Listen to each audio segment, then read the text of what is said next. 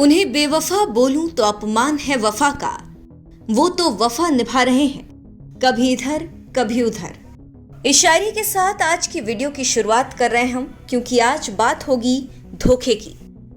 अब देखिए, कई लोग सोचते हैं कि धोखा तो सिर्फ बॉयफ्रेंड गर्लफ्रेंड के बीच दिया जाता है, लेकिन भैया जमाना बदल रहा है। अब धोखा शादी के बाद भी मिलने लगा है, क्योंकि देखिए आजकल के जमाने में कोई भी कुछ भी सहने को तैयार नहीं है, क्योंकि अब सह लेंगे थोड़ा वाला जमाना गया। अब जमाना आ गया है आगे बढ़ने का। अपनी मैरिड लाइफ में लोग कोई भी दिक्कत झेलने को तैयार नहीं है। तो आज हम आपको बताएंगे कि आखिर लोग शादी के बाद धोखा क्यों देते हैं और कौन कितना आगे है धोखा देने में। इन डेटिंग एप्स के जमाने में अब सिर्फ शादीशुदा लोगों के लिए अलग से डेटिंग ऐप भी बन गए हैं। और खास बात तो यह है कि एक्स्ट्रा मैरिटल रिलेशन के लिए डेटिंग एप्स यूज करने वाले भी तेजी से बढ़े। लेकिन आपको बता दें, पहले एक्स्ट्रा मैरिटल अफेयर करना क्राइम था। इसके बारे में आइए आपको बताते हैं। एक्स्ट्रा मैरिटल रिलेशनशिप क्राइम था। शादी के बाद धोखा देना, यानी शादीशुदा कपल्स में से अगर कोई किसी दूसरे पुरुष या महिला से संबंध बनाता है तो इसे एक्स्ट्रा मैरिटल अफेयर या एडल्ट्री कहते हैं। 2018 से पहले ये क्राइम था, और तो और इसके लिए कानून भी था, जहां आईपीसी की धारा 497 के तहत किसी और की पत्नी से संबंध बनाने वाले पुरुष को जुर्माना व 5 साल तक की सजा मिलती थी। अब आप सोच रहे होंगे कि सिर्फ पुरुष को, तो आपको बता दें इसमें महिला के खिलाफ ना तो केस दर्ज होता था और ना ही उसे कोई सजा मिलती थी। लेकिन 2018 में सुप्रीम कोर्ट ने 150 साल पुराने इस कानून को रद्द कर दिया। आखिर क्यों देते हैं कपल एक दूसरे को धोखा? कम्युनिकेशन गैप ये सबसे बड़ा और जेन्युइन कारण है, और ये सिर्फ शादी ही नहीं बल्कि हर रिश्ते को खत्म कर देता है। क्योंकि जब कम्युनिकेशन होगा ही नहीं तो कपल एक दूसरे से कुछ शेयर नहीं कर पाएंगे और दूरियां बढ़ती जाएंगी, जिसके कारण लोग दूसरा सहारा ढूंढने लगते हैं, मसलन धोखा। Domestic violence. शादी के बाद देश में 10 में से 8 महिलाएं घरेलू हिंसा झेलती हैं। पति की जगह उन्हें एक जानवर मिल जाता है जो उन्हें प्यार करने के बजाय मारता पीटता है।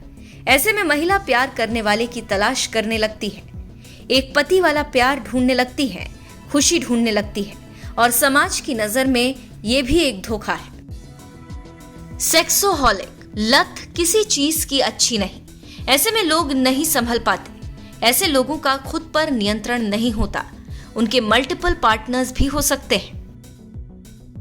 Sexual life. जरूरी नहीं कि शादी के बाद सेक्सुअल लाइफ बेहतर ही हो। कई बार बिजी लाइफ, थकावट के कारण पार्टनर में संबंध बनाने की हिम्मत नहीं बचती, और ऐसा लगातार होने पर कई बार लोग दूसरों को ढूंढने लगते हैं, क्योंकि एक वक्त पर यह अच्छी सेक्सुअल लाइफ होना बेसिक नीड हो जाता है।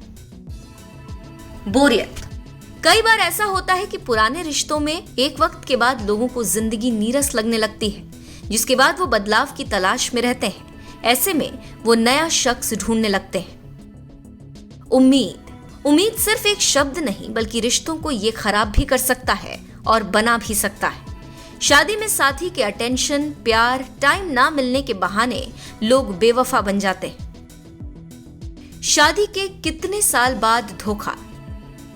ग्लीडन की रिपोर्ट के मुताबिक 35% लोगों ने रिलेशनशिप के 5 साल बाद धोखा दिया। 30% लोग शादी के 2 से 3 साल के बीच बेवफा बने। 8% लोगों ने कहा कि वे हमेशा साथी को धोखा देते रहे हैं। 27% लोग शादी के 1 साल बाद ही धोखा देने लगे। शादी के बाद धोखा देने में कौन आगे? अपनी शादी से नाखुश होकर डेटिंग एप्स पर खुशियां तलाशने वाले पुरुष महिलाओं से भी आगे हैं। एक्स्ट्रा मैरिटल डेटिंग ऐप ग्लीडन के कंट्री मैनेजर सिबिल शिडेल का कहना है कि भारत में उनके ऐप यूजर्स में 75% पुरुष हैं तो 35% महिलाएं। लेकिन बात अगर ग्लोबल लेवल की करें तो 60% पुरुष और 40% महिलाएं इस ऐप को यूज कर रही हैं। अपनी शादी को धोखे से कैसे बचाएं? रिलेशनशिप काउंसलर शिवानी मिश्री साधु कहती हैं, रिश्तों को बचाए रखने के लिए जरूरी है कि दोनों एक दूसरे का सम्मान करें, तारीफ करें, जज ना करें, झूठ ना बोलें, बुली ना करें। रिश्तों में ट्रांसपेरेंसी बनाए रखें, अपनी गलती स्वीकार करें, पार्टनर के लिए बड़ा दिल दिखाएं। फिलहाल इस पूरी रिपोर्ट पर आप क्या कहेंगे, कमेंट करके जरूर बताएं।